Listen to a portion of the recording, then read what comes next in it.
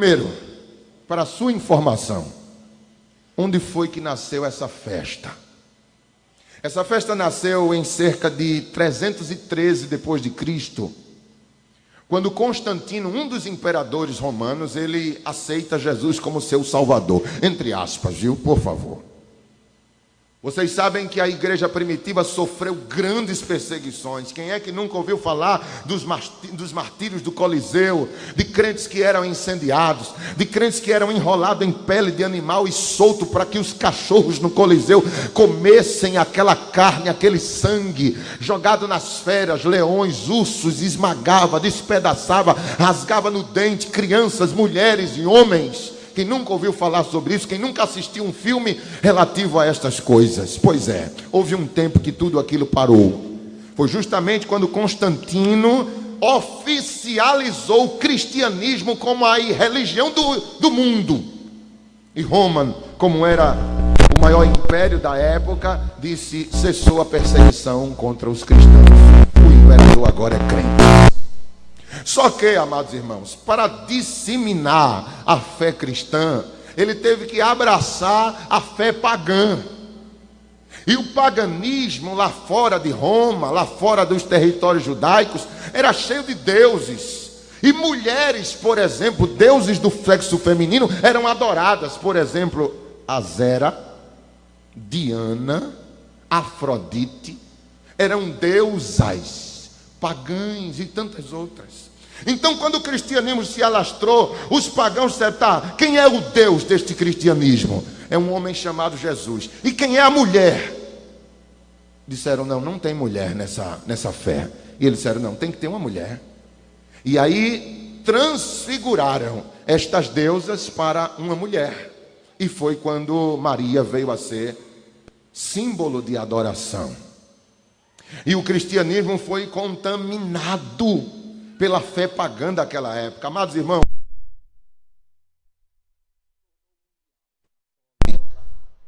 universal. E o que é que ela faz? Ela traz algumas determinações para os seus fiéis. E uma delas era a quaresma. O que era a quaresma? Era 40 dias de total consagração que antecedesse o dia da Páscoa.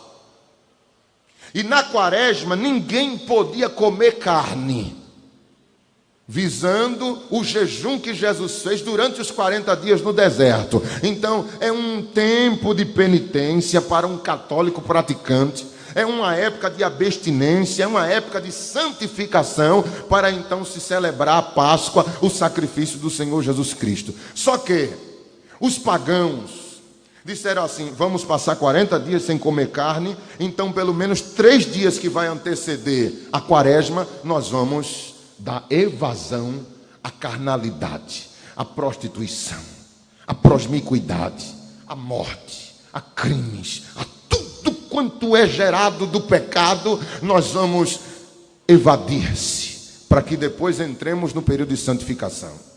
E aí o imperador aceita isso. Durante 3 dias que antecedem a quaresma, eles então davam evasão à carne. Surge o nome Carnevale, que é justamente carne, vai embora, se afaste. E se tornou o nome Carnaval.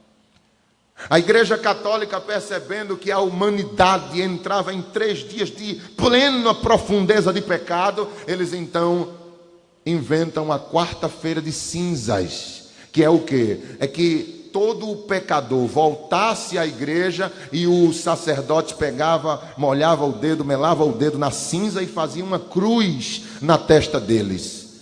Cinza na Bíblia é sinal de luto, de tristeza, ou seja, os pecadores agora estão arrependidos e vêm pedir a penitência da igreja. A igreja unge eles com cinza e então eles começam a quaresma. É justamente aí que surge a orgia do carnaval.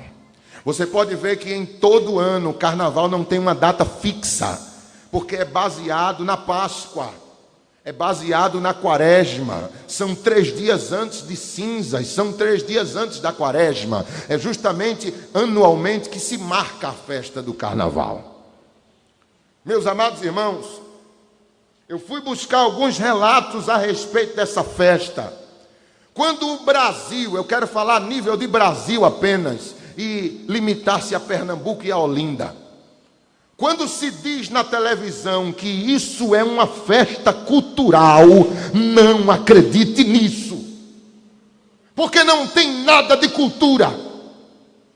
Quando você vai buscar depoimentos de pessoas aderentes ao candomblé, eles dizem que carnaval é um candomblé a céus abertos. Se prepare para o que eu vou falar aqui para os irmãos. Eu vou evitar falar nomes, porque eu sei que está sendo transmitido. Mas quando, por exemplo, se entrega as chaves da cidade ao chamado Rei Momo, a gente pensa que é um gesto de cultura, aquele gordo pulando o carnaval, pega a chave da cidade e entrega a ele. Queridos, no Rio de Janeiro agora foi o maior problema, porque o prefeito do Rio de Janeiro, ele é protestante e não quis entregar a chave. A Globo, a televisão entrou contra ele, porque ele estava quebrando uma cultura de décadas.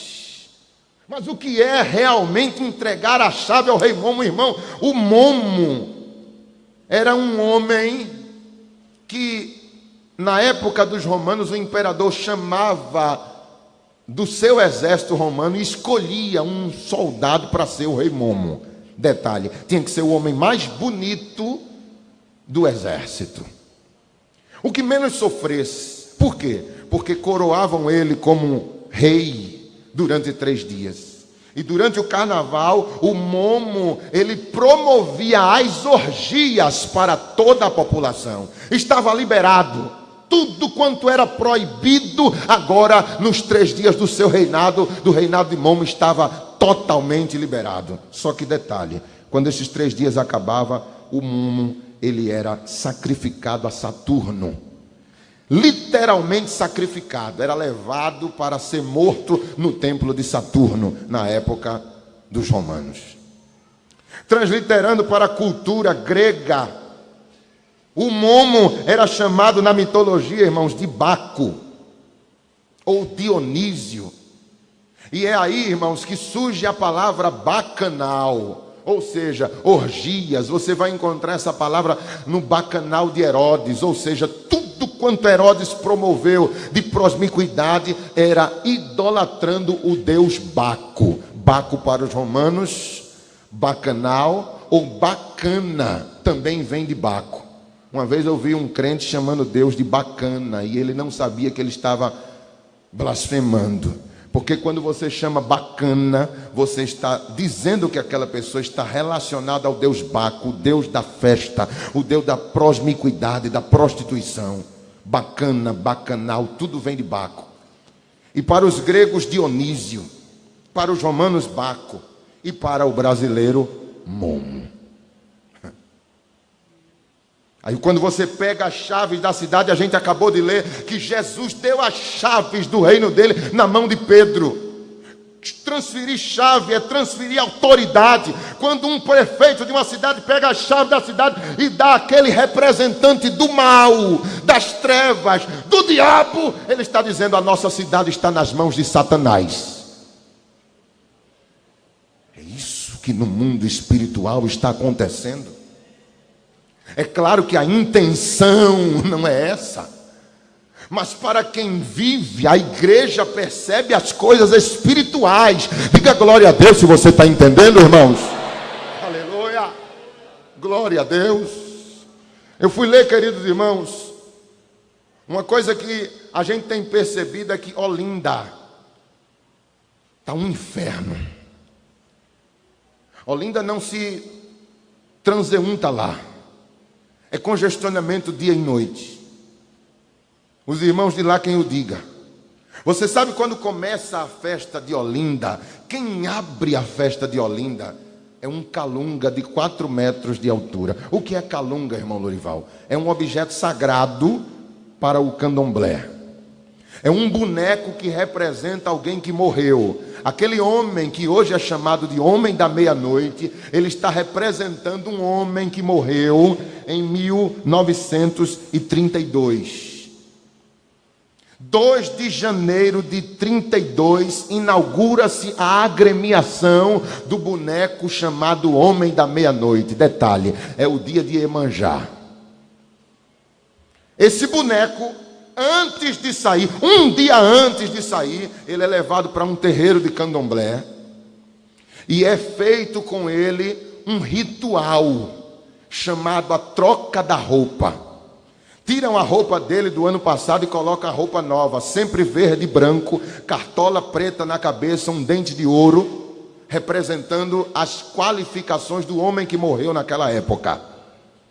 É dado a ele, irmãos, um brinde de cachaça. Eu vi o próprio presidente da agremiação dizendo isso: não se pode vestir a roupa do boneco se você não for viciado em cachaça, porque ao terminar você tem que brindar cachaça. Para quê? Para invocar o demônio chamado Zé Pilintra.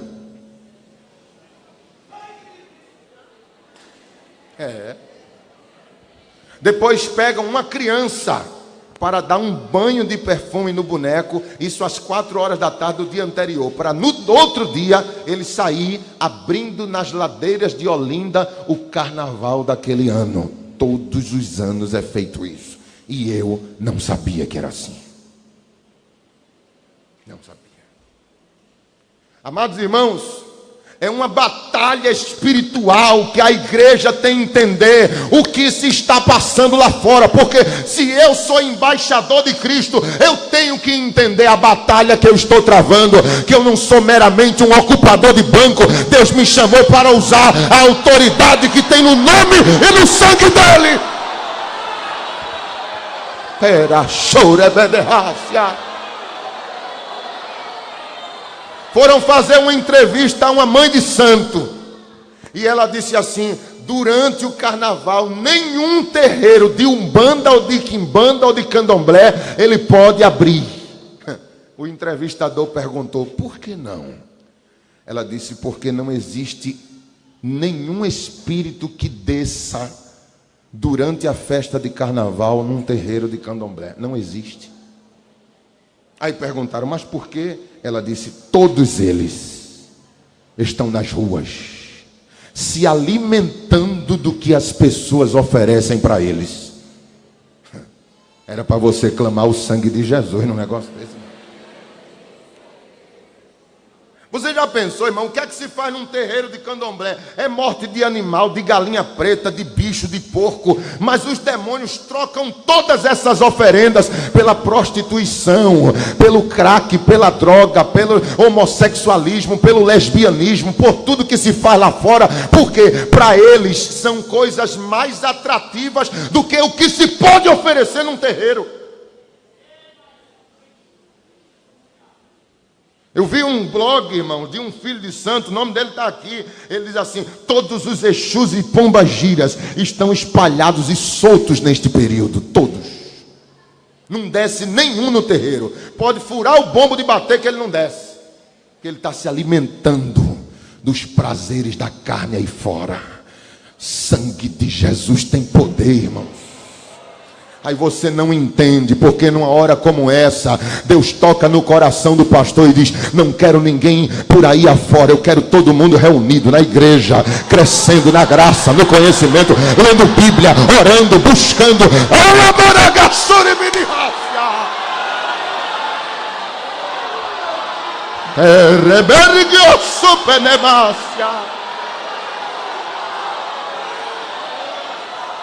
Eu fui ler, irmãos, o relato de uma rainha de Maracatu. Ela diz assim: nós antes de sairmos com a agremiação, isso é antes, porque durante não pode, é antes. Ela diz: todo o Maracatu vai para o terreiro de candomblé rezar a Exu para que abra os caminhos, pois sem ele carnaval não existe. Você vê aqueles bonecos, irmão, chamado de caboclo de lança. Aquilo ali causa pavor até quando passa perto de você. Aquilo ali é de arrepiar a presença daqueles homens. Minha mãe sempre fugiu daqueles homens, irmão. Quando eu era criança, minha mãe se escondia quando via aqueles homens. Com aquele troço, aquele chocalho balançando nas costas, aquela peruca toda colorida, aqueles óculos escuros e um cravo branco na boca. Irmãos, eu fui ver como é que aqueles homens se preparam para isso. O sangue de Jesus tem poder, irmãos. 3 dias antes, esses homens entram, 3 dias antes do carnaval, esses homens entram num processo de consagração aos demônios. Eles passam 3 dias sem beber nada, não pode beber nenhuma bebida alcoólica, nem ter relação nenhuma com mulher, porque eles têm que estar com o corpo totalmente consagrado. Aí eles passam por um processo de consagração. Depois, quando chega o dia de vestir aquela roupa, eles são atraídos para o terreiro e o pai deles recebe uma entidade. Isso está escrito aqui, irmão, só não vou dizer o nome do infeliz. Mas ele diz: tudo que eu vou apresentar, eu recebi através de visões. Ele diz. E ele conta que ele faz um processo de preparação naqueles filhos de Ogum. Todos eles são filhos de Ogum, precisam ser consagrados.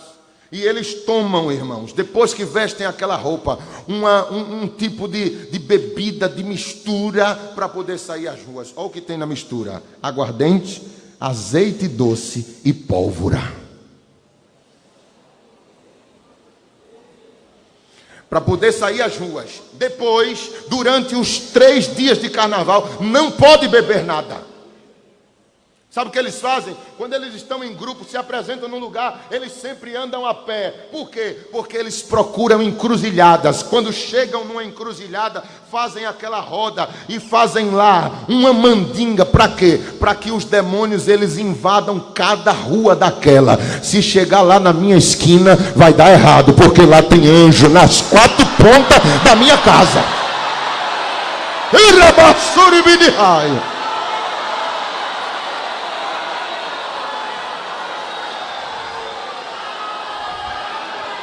Você está pensando que o diabo está brincando?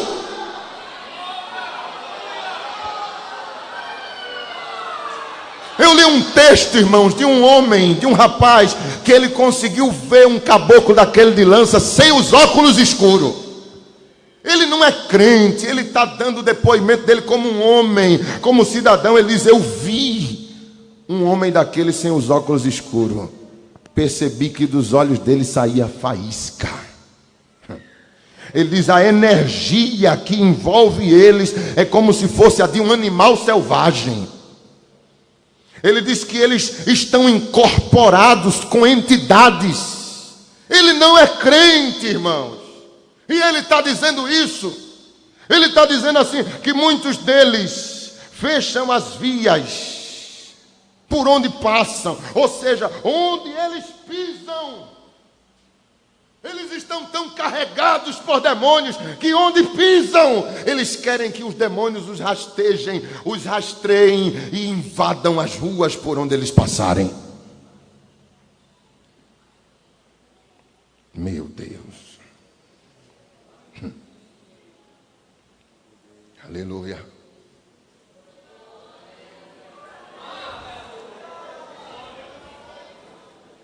Eu sinto a presença de Deus aqui comigo, irmãos, para falar isso.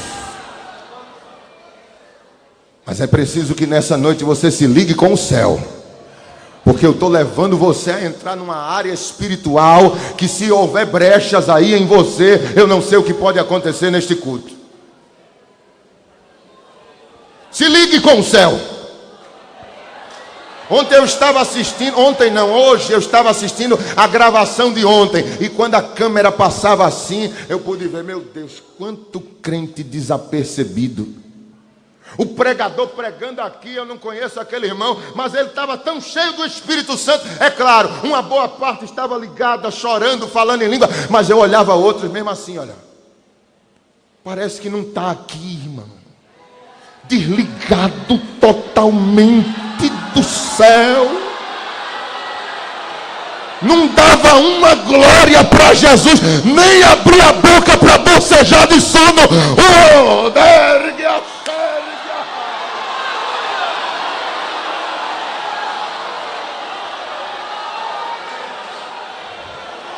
Eramandi ergue a sérgia. Jesus está aqui, Jesus está conosco, Jesus está nesta batalha espiritual.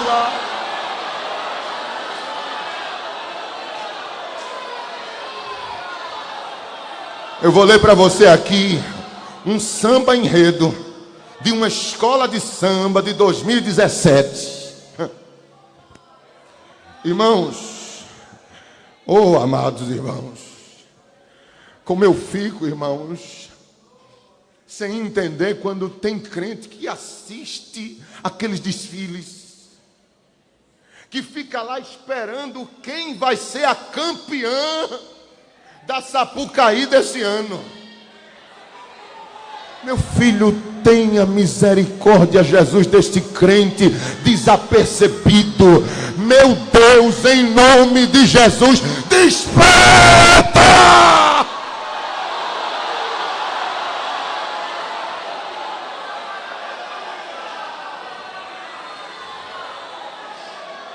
Repere candelecai. Remedema suribidi camadaha, rebedemantio sobedevácia, rebedecama. Jesus vai tomar esse ginásio aqui, irmão, com tanto do poder daqui a pouco.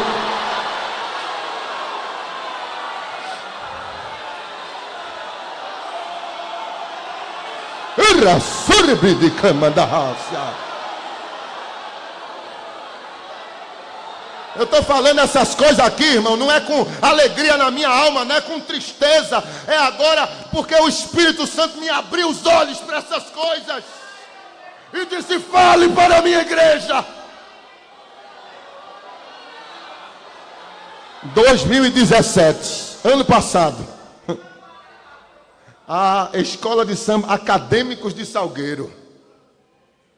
Olha o nome do título da música desta agremiação, irmãos: Alegria Infernal.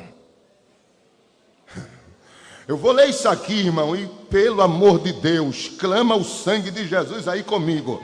Olha só, começa assim dizendo: no balancê, a embarcação avança pelas águas assombradas, de onde avisto as loucas fantasias dos que se entregam sem temor às garras da folia. São milhares de vozes que ecoam pelos abismos mais profundos, entoando uma ladainha profana, hino de tantos carnavais, que diz: mas que calor, mas que calor, mas que calor. Ele diz assim: estou em pleno inferno, o sangue de Jesus te repreenda. Estou ardendo numa incontrolável febre de alegria, no reboliço dos salões subterrâneos. Ele está contando, irmão, que ele está no inferno e está vendo os foliões gritando, dizendo que calor. Mas ele diz: vocês gritavam isso quando pulavam carnaval, vocês clamavam isso quando estavam pulando. E ele diz: estou indo nos subterrâneos salões, o bloco dos mascarados arma as trincheiras para uma intensa batalha de confete e serpentina. Você pensa que é cultura? Para eles é batalha, irmão, é batalha para eles, e vai ser batalha para a igreja também.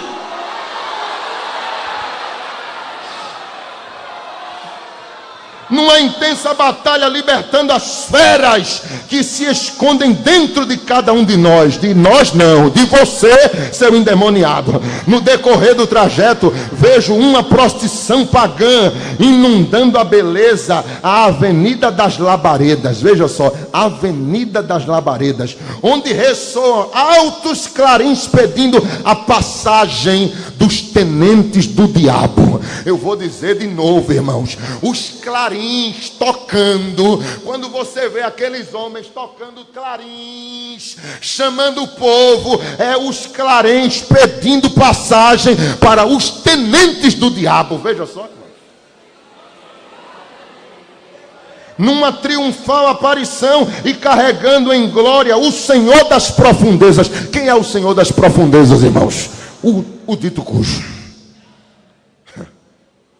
Carregando em glória o Senhor das profundezas, que uma vez por ano segue a comandar o soberbo desfiles das grandes sociedades do além-túmulo. É Ele que comanda, irmão, aquelas agremiações, aquele desfile, e você lá assistindo a Globo numa hora como essa, mas o sangue de Jesus vai te libertar disso, filho, e tu vai abrir teus olhos e fechar tua casa para aquilo que está sendo colocado para dentro.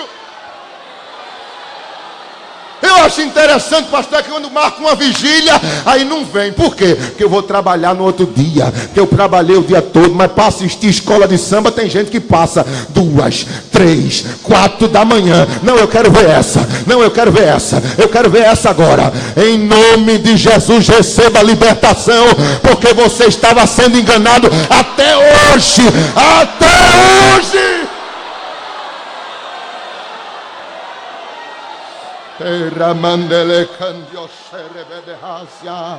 Oh glória, oh glória, oh glória.